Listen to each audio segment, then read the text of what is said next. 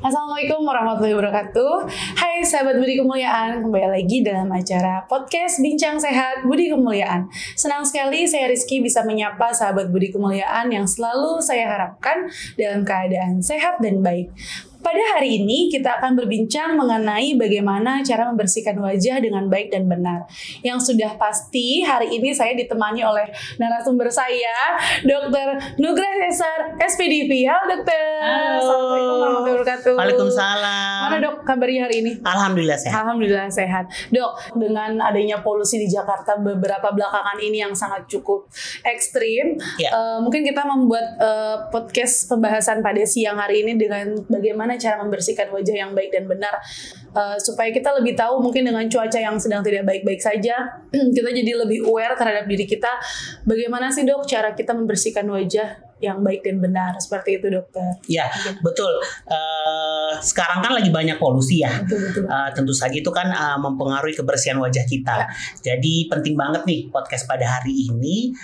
Bagaimana nanti saya akan menjelaskan beberapa tips dan triknya untuk merawat kulit secara baik dan benar. Oke, baik dokter.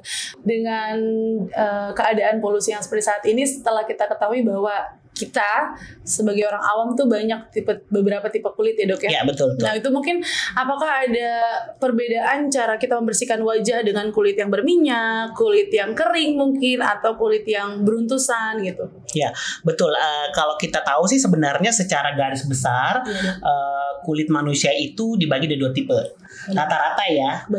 Paling banyak itu kulit berminyak. Pasti. Dan kulit kering. Tapi kan ada beberapa yang lain seperti kayak kulitnya sensitif ataupun kulitnya beruntusan.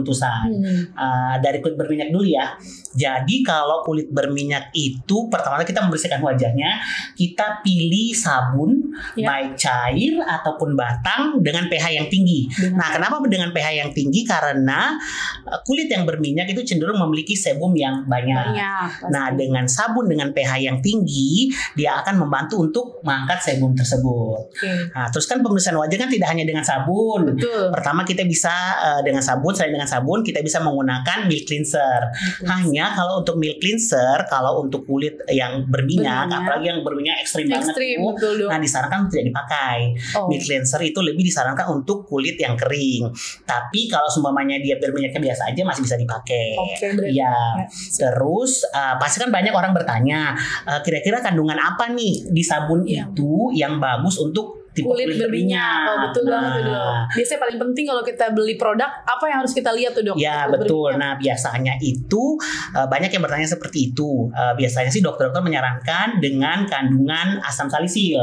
Kenapa dengan asam salisil? Karena asam salisil selain bisa mengangkat sebum, bisa juga mengecilkan pori-pori. Kan orang kalau kulit berminyak itu pori-porinya pasti besar. Besar. Betul. Asam salisil itu bisa membantu untuk mengecilkan pori-pori juga. Ya betul. Jadi teman sahabat Budi Kemuliaan harus melihat kandungan adanya asam salisil dalam produk yang harus kita pakai dalam membersihkan wajah. Boleh dilanjut dok? Nah oke. Yang selanjutnya untuk wajah kering ya. Nah tadi kan di kulit berminyak kan pH-nya tinggi. Nah beda nih kalau untuk kulit yang kering pH-nya harus netral. Netral ya dok? Ya pH-nya harus netral.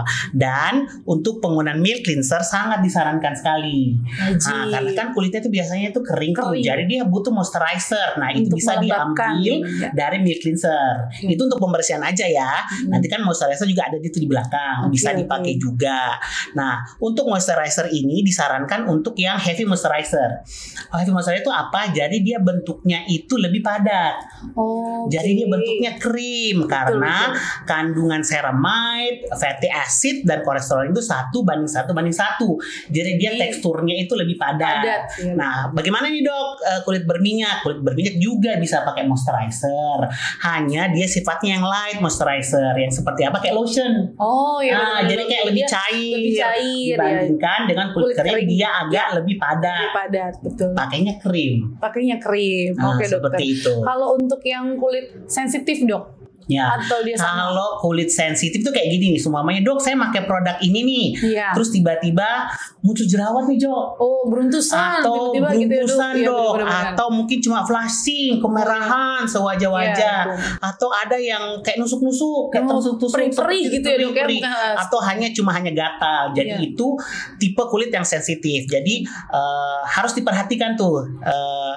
Semuanya kita pakai produk. Kalau muncul seperti itu, mungkin saja kulit kita termasuk kulit sensitif. Nah, pasti kan kita cari nih, entah dari sabun, entah dari milk cleanser, ataupun dari toner, bahan-bahan apa nih kira-kira yang aman untuk kulit sensitif. Nah, biasanya kita pakai yang mengandung argan oil, chamomile, green tea. Itu bisa juga dipakai. Itu bisa juga dipakai. Terus licorice, betul. niacinamide tuh banyak tuh, niacinamide kan. Dan asam salisil. Asam salisil aman juga untuk kulit yang sensitif. Oke dokter. Terus apakah ada tahap-tahap kita untuk membersihkan wajah dokter? Misalnya kita entah cuci muka pakai yang tadi dokter bilang toner dulu atau milk cleanser dulu, itu sebetulnya yang mana yang benar dok? Tahap-tahapannya. Oke, jadi tahap-tahapannya begini nih. Jadi kan kalau kita ngomong masalah membersihkan wajah itu kan harus dari awal sampai akhir. Jadi termasuk produk-produk kecantikannya ya. Jadi kita membersihkan wajah nih, entah itu pakai sabun, entah itu pakai milk cleanser, entah itu pakai toner. Sudah selesai semuanya, sudah bersih.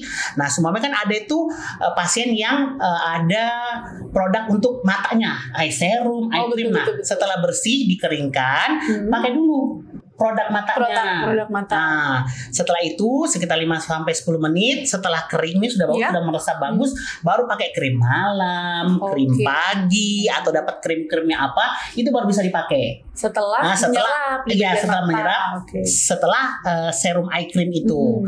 Sudah kita tunggu 5-10 menit, setelah dia kering baru pakai moisturizer. Nah, untuk kulit-kulit kering ingat sangat disarankan untuk memakai moisturizer. Nah, setelah moisturizer kalau pagi baru bisa kita tutup dengan sunscreen. Tabir surya. Ingat, tabir surya yang direkomendasikan adalah dengan SPF 30++ PA+3 ya. Nah, setelah sunscreen kalau pagi-pagi kan biasanya orang pakai make up.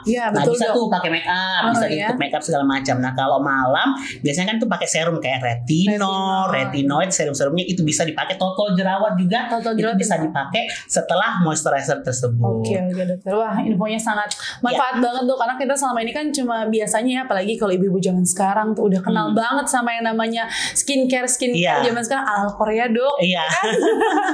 Seperti kita udah tahu marak kayak gitu ya dok.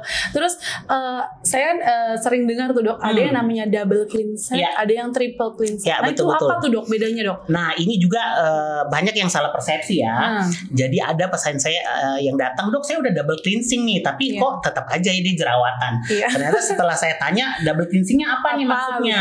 Ada yang nanya saya udah triple cleansing dong, harusnya udah bersih banget dong kalau triple cleansing. Nah, saya tanya triple cleansingnya kayak bagaimana nih? Ternyata masih banyak yang salah kaprah. Jadi ada yang mengira, oh dok saya pakai micellar water nih, kan terkenal tuh micellar water tuh kan ya. Jadi buat ibu-ibu, emak-emak atau yang bekerja dengan makeup yang tebal, jadi seperti kayak frontliner, resepsionis, pramugari, kan. Pokoknya yang hospitality kan mereka dituntut bekerja untuk dengan makeup tebal. Jadi kan biasanya entah itu foundation atau bedaknya yang matte itu kan biasanya rapat tuh. Jadi kan dia kayaknya butuh usaha ekstra untuk membersihkan. Nah, itu bisa sebelum sabun ya. Sebelum sabun ingat micellar water bisa dipakai. Micellar water dipakai dulu, baru mau pakai mana nih? Double cleansing atau triple cleansing? Double cleansing itu adalah sabun dan toner. Nah, kalau triple cleansing itu 3. Artinya sabun, milk cleanser, baru toner. Jadi urutannya jangan banyak nih yang sering salah kaprah nih. Jadi ada yang pakai toner duluan baru sabun. Itu pengaruh ada juga yang ya dok? Iya. Kan urutannya kan sudah ada. Jadi maksudnya kita pakai sabun apa, maksudnya kita pakai milk cleanser apa, maksudnya kita pakai toner apa. Toner memang orang berpikiran itu bisa mengganti micellar water. Tapi tetap di proses akhirnya pun harus tetap pakai toner. Karena masih ada sisa-sisa minyak nih di muka kita yang tidak tidak bisa bersih, terangkat dari sabun atau milk cleansernya, itu tetap nanti terakhir dibersihkan dengan toner. Seperti itu. Jadi jangan balik lagi ya. Kebanyakan terbalik-balik ya. Ya, kebanyakan banyak yang terbalik-balik nih. Ada yang pakai micellarnya terakhir, ada yang pakai sabunnya terakhir, jadi acak-acakan. Jadi kadang-kadang skincare-nya udah bagus, tapi produk-produknya udah caranya ternyata yang salah. Sahabat Budi Kemuliaan. Jadi kita harus perhatikan sekali tahap-tahap penggunaan tadi pembersih wajah yang baik dan benar seperti itu. Jadi mungkin ya dok ya. Jadi pasien kalau datang, aku tuh udah pakai yang ini dok, macam-macam, tapi muka aku masih kayak gini. Ternyata pasti tanya caranya. Jadi tahap pembersihan dari awalnya aja sudah salah. Walaupun produknya udah lengkap, mungkin pengetahuan atau edukasi dari produk tersebut kurang nyampe ke pasiennya, akhirnya ternyata hasilnya tidak maksimal. Betul. Karena kan selama ini cuma cobain deh produk ini. Ya, terkadang begitu tuh. Jadi hanya mungkin itulah dia sahabat Budi Kemuliaan. Kalau di medsos terkenal nggak tahu cara pakainya apa. Benar. Oke deh.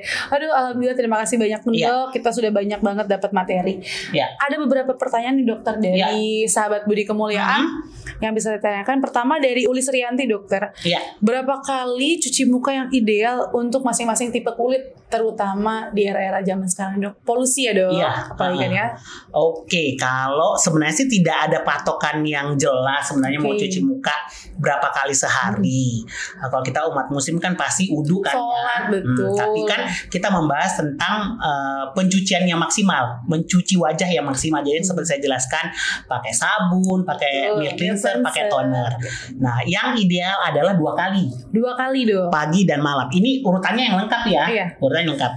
Terutama untuk kulit berminyak, hanya disarankan 2 kali sehari saja. Yang menggunakan tahap lengkap. Ya, lengkap. Tapi kalau untuk kulit yang kering, terutama yang sangat ekstrim banget keringnya, bisa lebih dari 2 kali. Iya, karena kan kalau yang ekstrim dry banget kan dia harus pakai moisturizer harus lebih sering. Jadi harus bersihkan lagi wajahnya, baru aplikasi moisturizer supaya maksimal. Jadi tapi selama ini yang ideal 2 kali sehari, pagi dan malam. Oke. Nah, jadi untuk sahabat Budi Kemuliaan yang sudah bertanya sudah cukup jelas ya. Jadi bahwa minimal yang standarnya adalah 2 kali, cuman tergantung dari jenis kulit yang tadi dokter Nugrah jelaskan. Kemudian ada pertanyaan kedua nih dok, dari EDDTZ_034. Bagaimana dok menghilangkan bekas jerawat? Nah, tuh paling sering banget sahabat Budi Kemuliaan bahwa bekas jerawat nih tuh bintik-bintik hitam tuh dok, susah banget hilang kalau kata teman-teman Budi Kemuliaan. Bagaimana tuh dok? Nah, kalau masalah jerawat nih kan pasti kalau udah menyembuh kan dia akan ada bekasnya hitam, nih. Betul. Nah, tergantung nih, sumpamanya ada pasien datang, udah ada bekas jerawat tapi masih ada jerawat yang aktif. Nah, biasanya standarnya kalau sudah bekas jerawat yang lainnya udah nggak ada jerawat aktif nih, kita bisa pakai agen pemutih. AHA nih bisa pakai GA, LA, atau bisa pakai vitamin C, arbutin atau kojic. Tapi itu dengan syarat tidak ada jerawat aktif. Nah, tapi kan banyak yang datang pasien, mungkin di pipi kirinya udah enggak, masih banyak. Jadi agen pemutih tidak bisa dipakai. Kenapa? Karena agen pemutih itu bisa bikin iritasi dan perih.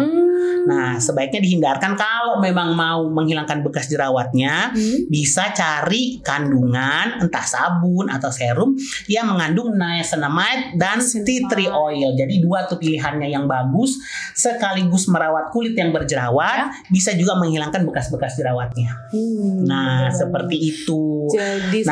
Selain itu ada lagi nih, bisa dengan perawatan peeling. Wah, itu dia dok. Lagi hits banget dok yang namanya peeling.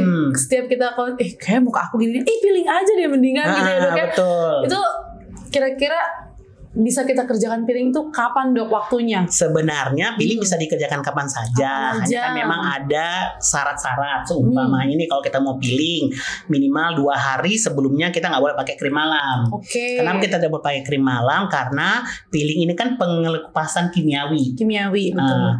Jadi kalau semua pakai krim malam itu biasanya kan juga mengelupasin kulit tuh. Betul. Jadi supaya tidak over eksfoliasi. Nah, bisa peeling tuh. Nah, kebetulan di rumah sakit kita ini kan ada klinik kecantikan. Itu bisa peeling juga loh. Bisa banget sahabat Budi Kemuliaan. Jadi kalau nanti dengar-dengar rumor teman-temannya bilang peeling yuk gitu, kita kemana sih? Ke Budi Kemuliaan aja. Kita punya klinik kecantikan Budi Kemuliaan. Nanti bisa juga ketemu sama dokter Nugrah ya dok. Tentunya di jam praktek dokter. Tenang kok, ada promonya. teman-teman sahabat Budi Kemuliaan, kita punya promo. Coba bayangin, udah cantik dapat promo ya kan dok? Bisa konsul dengan nyaman kita. Oke deh. Boleh dilanjut kita ya dok ya. Ada pertanyaan ketiga dari sahabat Budi Kemuliaan dari Sharon Kristanto. Dok, bagaimana kalau kita ekstraksi komedo di rumah sendiri pakai alat yang jepit-jepit itu loh dok? Ya betul. Itu banyak ya. Jadi selain kayak alat jepit-jepit, ada juga tuh yang kayak alat ngisap yang sedot-sedot gitu ya dok? Iya betul, itu lagi model. Pasti kan pada gemes tuh. Biasanya kan komedonya kan banyak. Nah, komedo itu adalah tindakan untuk mengangkat sebum yang menyumbat pori-pori nih di wajah kita. Nah, itu harus dikerjakan oleh tenaga yang ahli, baik dokter, perawat, ataupun ahli kecantikan. Kenapa? Kalau tindakannya tidak dikerjakan dengan benar, satu bisa merusak kulit nih, beset-beset, merah-merah segala macam. Terus kedua nanti bisa menjadi parut. Di wajahnya. Teman-teman. Nah, jadi hati-hati tuh. Kita nggak boleh tuh nyabut komedo sendiri ya dok. Iya, jadi harus dilakukan oleh tenaga profesional. Jangan takut lagi nih, selain peeling, nanti sebentar lagi di klinik kecantikan di Rumah Sakit Budi Kemuliaan mau ada paket perawatan baru. Wah, coba tuh sahabat Budi Kemuliaan. Apa tuh dok paketnya dok kira-kira dok? Itu adalah dong, dok. Jadi selain untuk ekstraksi komedo, itu kan nama perawatannya adalah facial. Untuk facial wajah nih. Nah, itu nanti sebentar lagi kita akan launching. Nanti pasti ada promonya juga. Jangan takut. Nah, nanti perawatan facial itu kan banyak kan gini nih. Aku mau glowing nih, tapi takut peeling karena kan takut melupas segala macam kan. Jangan takut. Tindakan ekstraksi komedo yang termasuk dalam facial itu bisa mencerahkan, nge-glowingin wajah dalam waktu yang cepat. Itu udah ada penelitiannya tuh di Amerika tahun 2003 mengatakan bahwa tindakan facial itu bisa mencerahkan wajah dalam waktu yang singkat. Tuh, teman-teman. Sebentar lagi akan ada di klinik kecantikan di Rumah Sakit Budi Kemuliaan. Jadi gak sabar nih dok. Bentar lagi kalau misalnya udah ada nih dok promonya, saya nomor 1 dok. Ya kan? Tenang, ada promo kok. Jangan lupa nanti kalau ada promo kita akan tampilkan pastinya di Instagram Budi Kemuliaan. Kita akan beritakan ada di Facebook Budi Kemuliaan serta yang lainnya dok ya. Gitu. Oke deh Dokter Nugrah. Sudah cukup sangat jelas dokter bahwa pembahasan pada hari ini bagaimana cara kita membersihkan wajah yang baik dan benar, yaitu dilihat kembali dari tipe kulit kita sahabat Budi Kemuliaan. Betul. Dari yang tadi dokter sudah jelaskan, ada yang kulit berminyak dengan menggunakan pembersih yang sudah ada kriteria-kriteria tersendirinya. Kemudian tadi tahap-tahap pembersihan dengan double cleansing atau triple cleansing. Itu sudah kita cukup jelas ya dok ya. Baik, mungkin terima kasih banyak Dokter Cesar. Dokter Nugrah apa Dokter Cesar? Saya panggilnya Dokter Nugrah. Dokter Nugrah deh ya, paling enak ya sahabat Kemuliaan ya. Baik, terima kasih banyak Dokter Nugrah. Baik, sama-sama. Atas ilmunya pada kesempatan hari ini. Kita sudah cukup sangat jelas. Dan untuk sahabat Budi Kemuliaan yang ingin berkonsultasi dengan Dokter Nugrah, dipersilakan datang untuk di jam praktek Dokter Nugrah di bawah ini. Baik, terima kasih. Sampai jumpa sahabat Budi Kemuliaan.